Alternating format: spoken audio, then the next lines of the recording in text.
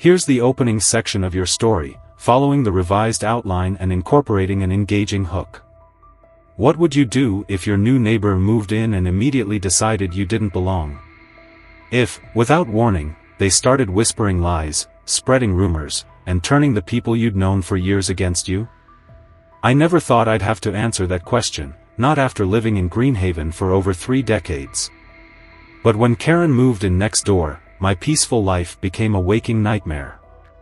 I'm Martin Dawson, 54 years old, and I've lived in this neighborhood longer than some of the houses have stood.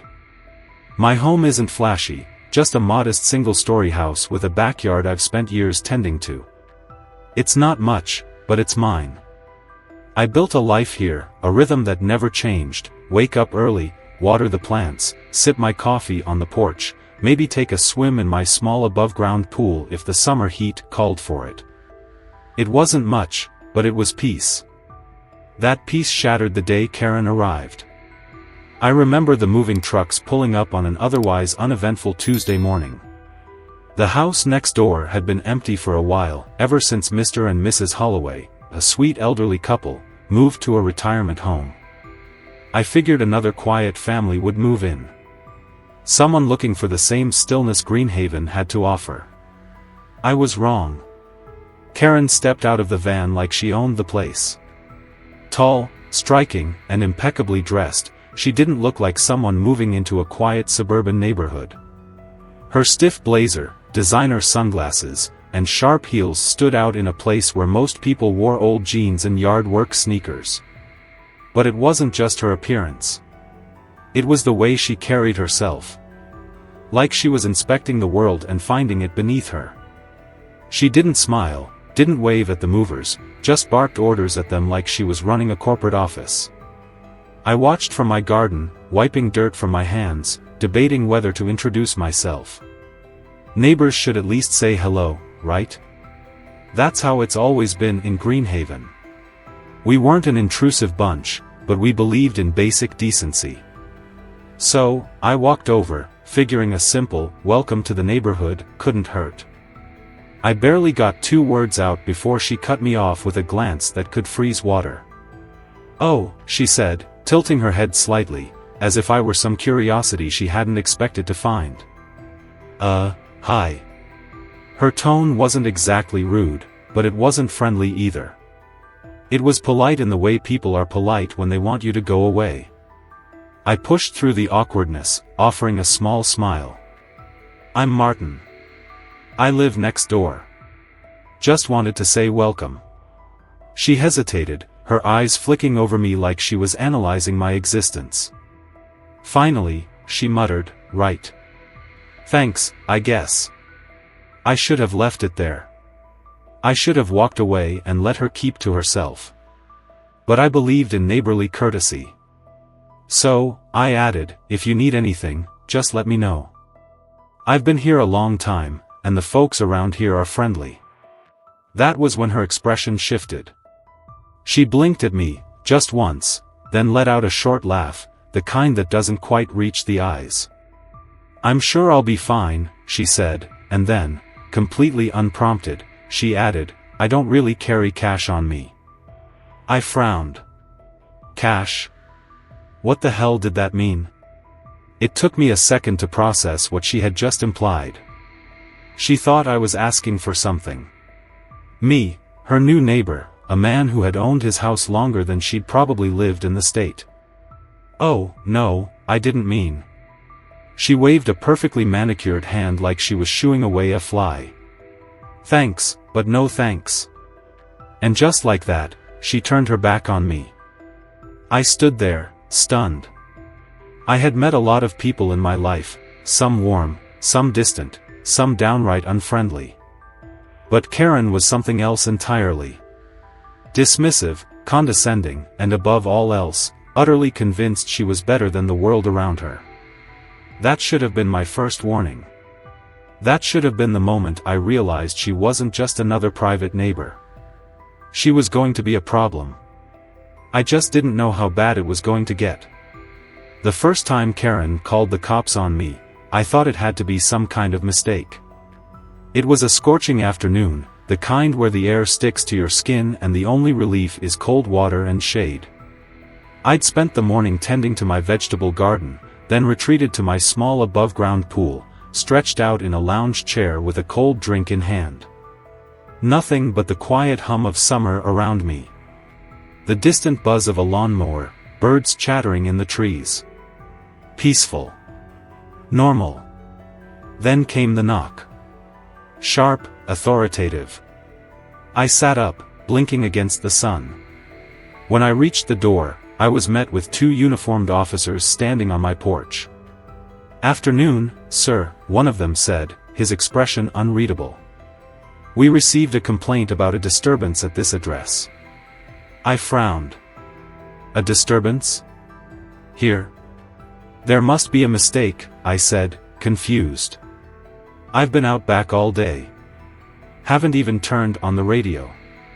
The officer glanced down at his notepad, flipping through a few pages. "We were told there was excessive noise and possibly suspicious behavior happening on the property." Suspicious behavior? That was when I saw movement over the fence line. Karen. Standing on her back patio, arms folded, watching. Understanding dawned. I let out a slow breath, trying to keep my voice calm. "You don't happen to know who filed that complaint, do you?" The second officer hesitated, but then the first one, probably the senior, said, "Your neighbor. Karen Holloway." "Of course." I fought the urge to laugh, shaking my head. "Well, officers, you're free to take a look around, but I can promise you, there's no noise, no trouble, no anything." One of them peeked around the house, saw the quiet backyard, the still water in the pool, the untouched beer on the side table. Nothing but a man trying to enjoy his afternoon. When they returned to the porch, their postures had relaxed. "Yeah, doesn't look like anything out of the ordinary," one of them admitted. "Sorry to bother you, Mr. Dawson." But as they turned to leave, Karen's voice cut through the air like a blade. "You're just going to let him stay here," she snapped, stepping onto her deck. Her voice carried, sharp and venomous, ensuring the whole street could hear. "This isn't right. He doesn't even belong in this neighborhood." The officers stiffened, but I felt something cold settle in my stomach. "I beg your pardon," I said, stepping closer. Karen's eyes burned with a righteous fire. "You heard me," she spat. "This neighborhood is supposed to be safe. We don't need," she paused, lips curling like she was about to say something vile before deciding against it. "People like you." The words hung in the air, ugly and unmistakable. One of the officers turned back toward her. "Ma'am, we've checked everything out. There's no issue here."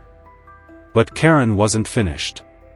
She scoffed, shaking her head. "So, that's it? You're just going to ignore what's happening? How do you even know he lives here? He could be some drifter for all you know." I saw the younger officer flinch slightly. The older one, though, had clearly heard this kind of nonsense before. He gave Karen a measured look, then turned back to me. "Sir, do you have any proof of residency? Just to clear this up." I could feel Karen watching, waiting. Like she wanted me to refuse, like she wanted me to cause a scene. Instead, I nodded, stepping inside to grab my latest utility bill and driver's license. When I handed them over, the officer barely glanced at them before nodding. "That's all we need, Mr. Dawson." I saw it then, the moment Karen realized she wasn't going to win this round. Her lips pressed into a thin line, her nails dug into her crossed arms. But she didn't back down. "This isn't over," she muttered. Then, in a mockingly sweet tone, she added, "I'm just looking out for the neighborhood." I didn't respond. There was no point. But as the officers walked back to their cruiser, I saw one of them glance back at me, an almost apologetic expression in his eyes. I thought that was the end of it. I was wrong. Because the next day, the HOA violation notices started arriving. First, it was my lawn. Apparently, it wasn't in compliance with community standards. Strange, considering I mowed it weekly. Then, my above-ground pool was flagged as an unauthorized structure, despite it being there for years. The fines started rolling in, small at first, then steadily growing. When I tried to dispute them, the HOA's president, a man I'd known casually for years, suddenly wouldn't return my calls. When I finally caught him outside a neighborhood meeting, he shifted uncomfortably, muttering about recent concerns being raised about me. Concerns. Right. That was when I realized it. Karen wasn't just trying to get me in trouble. She was trying to erase me. She wasn't finished yet.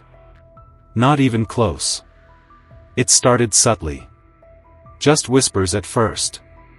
A few lingering stares at the grocery store, a neighbor who had always been friendly suddenly crossing the street instead of waving back.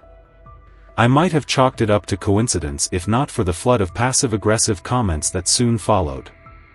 "Hope everything's all right over there, Martin," Mrs. Carter, the cashier at the local market, said one afternoon as she bagged my groceries. Her tone was too casual, her eyes filled with something like pity. I frowned. "Yeah, of course. Why?" She hesitated, then forced a tight smile. "Oh, nothing. Just, people talk." That's when I knew. Karen was spreading lies. At first, I had no idea what she was saying, only that it was working. The friendly smiles I had grown accustomed to in Greenhaven were disappearing one by one. Neighbors I'd known for years now regarded me with uncertainty, some even looking away when I passed them on the sidewalk. Then, the first poster appeared. I found it pinned to the community notice board outside the post office, a grainy black and white photo of me in my garden, bent over tending to my vegetable patch. Above the image, a bold caption read, "Does this man make you feel safe? Demand a safer neighborhood." Beneath it was a link to an online petition calling for my removal from the community. My stomach twisted as I ripped it down, my hands shaking. This couldn't be real. This couldn't actually be happening. But as I stormed back home, I spotted another one, taped to a lamppost, then another stapled to a telephone pole. Karen had gone public. The worst part wasn't the posters. It was what I found when I checked the petition. Over 200 signatures. Names I recognized. People who had been my neighbors for decades. Some had left comments beneath their names. "We need to keep Greenhaven safe for our families. His house is bringing down property values, look at the mess in his yard. I saw him lurking around late at night, who knows what he's up to." I stared at the screen, a sick, numb feeling creeping over me. This was how quickly a lie could spread. But the posters and the petition were just the beginning. Karen was relentless. One morning, I stepped outside to find her standing on the sidewalk in front of my house, her phone pointed directly at me. I frowned. "Karen, what the hell are you doing?" She didn't even flinch. Just kept snapping photos. Click. Click. Click. "Documenting," she said coolly. "The HOA needs evidence of your lack of upkeep." Lack of? Are you serious? I gestured at my yard, which, aside from a few patches of dry grass, looked just as neat as anyone else's. She smirked. "It's all about perception, Martin." I clenched my jaw, forcing myself to stay calm. This was exactly what she wanted, for me to snap, to yell, to give her something she could twist against me. So, I turned and walked back inside. But Karen wasn't done. That evening, while grabbing some tools from my shed, I heard rustling near my back fence. Peering through the slats, I spotted her crouching near my rose bushes, holding her phone up. That was it. I stormed outside. "What the hell do you think you're doing?" She stood up slowly, completely unbothered. "Just documenting," she repeated with that same smug grin. "You're trespassing," I snapped. "This isn't a game, Karen. Get off my property."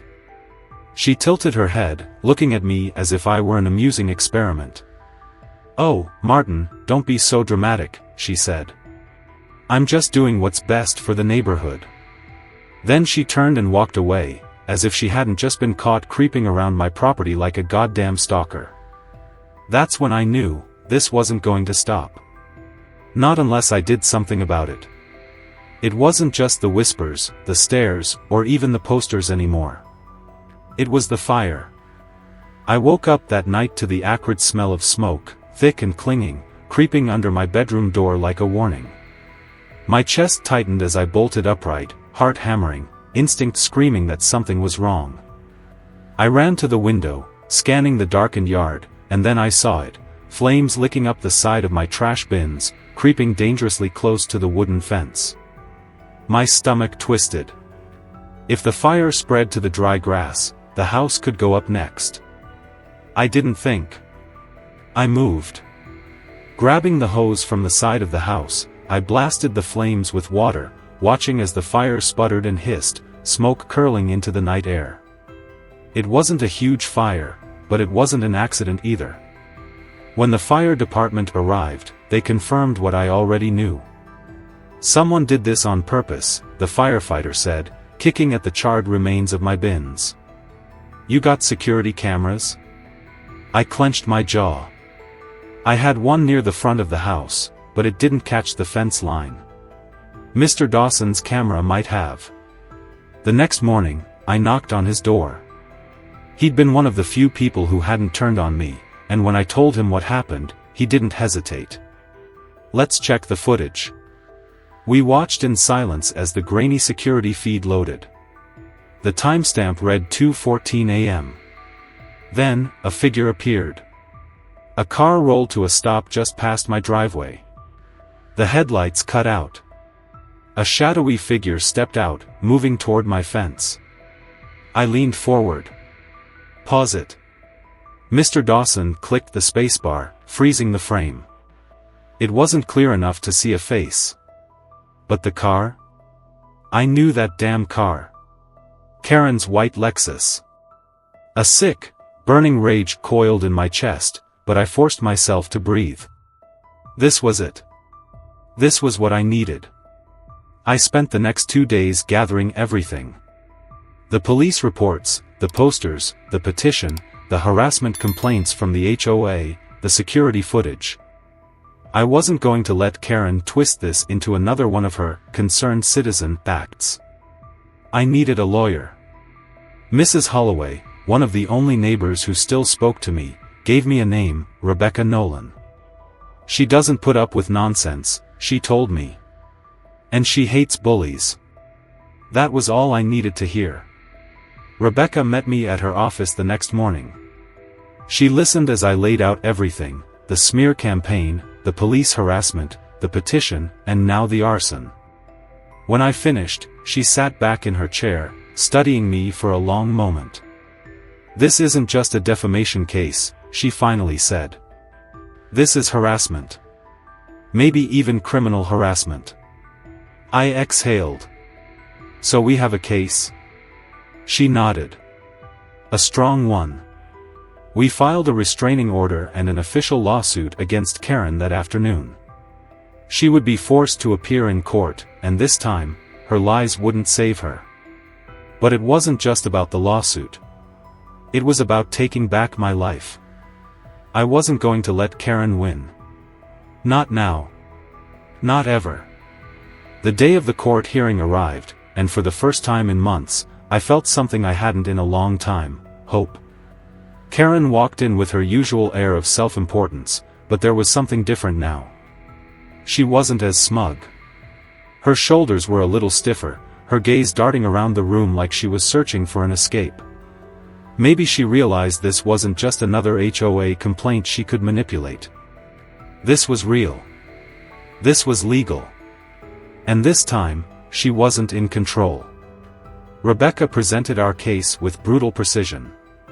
She laid out the security footage, the police reports, the countless fabricated HOA violations, the online smear campaign, and most damning of all, the fire. The judge's expression darkened as he watched the footage of Karen's car lingering near my property at 2:14 a.m., right before the flames appeared. She had tried to ruin my reputation, my home, and ultimately, my life. Karen, of course, played the victim. She claimed she was just concerned for the safety of the neighborhood, that she had merely been trying to document suspicious activity. But her arguments crumbled the moment Rebecca pulled up her social media posts. The judge didn't even need to hear her fake concern, the evidence spoke louder than her lies. The ruling was swift. Karen was issued an antisocial behavior order, ASBO, legally barring her from harassing me, trespassing, or continuing her smear campaign. She was forced to remove all defamatory content, pay damages for defamation, and cover my legal fees. The judge made it clear, one more violation, and she'd face criminal charges. Word spread fast. Karen's fall from grace was instant. The same neighbors who once believed her lies now avoided her like the plague. The HOA, likely fearing legal trouble, distanced themselves from her entirely. She stopped attending meetings, stopped hosting her little community improvement talks, and, in the rare moments I saw her, she kept her head down. For the first time in months, I could breathe again. My garden was mine again. My pool, my yard, my peace, all mine. And as I sat outside with a cold drink in hand, listening to the quiet hum of Greenhaven returning to normal, I couldn't help but wonder, how many other people have faced their own Karens? Have you ever felt powerless against HOA, or Karen, rules? Share your experiences below, let's see who had it worse.